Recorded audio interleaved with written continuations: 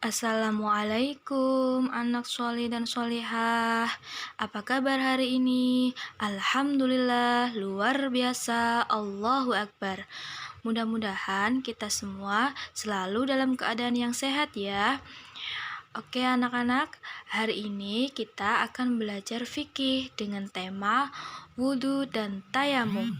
Sebelum belajar, mari kita membaca basmalah bersama-sama ya. Bismillahirrahmanirrahim.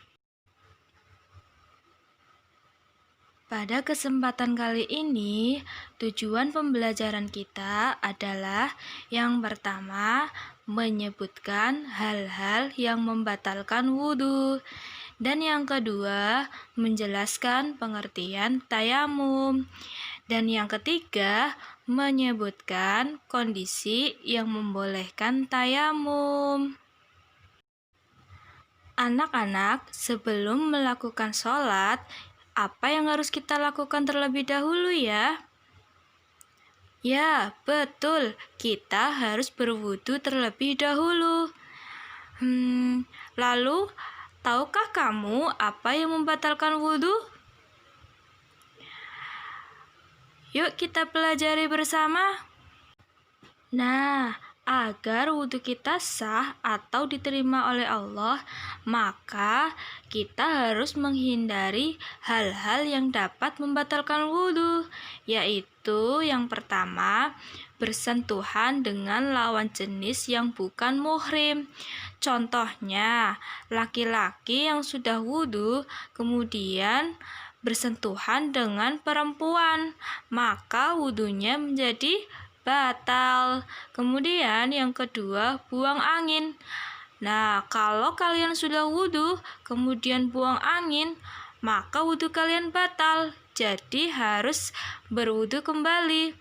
Nah, yang ketiga, buang air kecil atau buang air besar. Itu juga bisa membatalkan wudhu ya. Jadi harus wudhu lagi. Dan yang keempat, tertidur.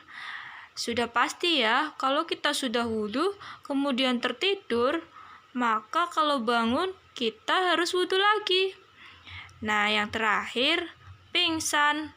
Tuh, kalau kalian sudah wudhu, kemudian pingsan, kalian juga harus wudhu lagi sebelum sholat.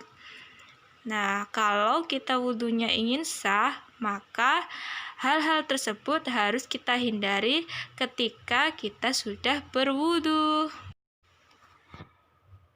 Perlu kita ketahui bersama bahwa wudhu itu harus menggunakan air ya. Nah, lalu bagaimana kalau tidak ada air?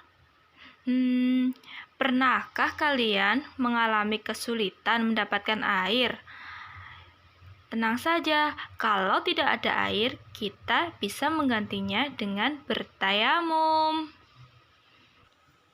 Lalu, apa itu tayamum?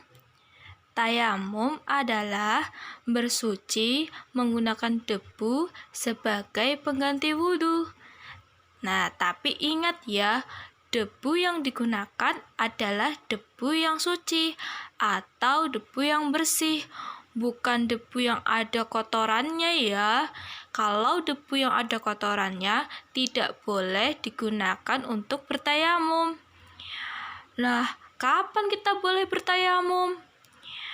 Ada beberapa kondisi yang membolehkan kita mengganti wudhu dengan bertayamum, yaitu yang pertama, apabila tidak ada air.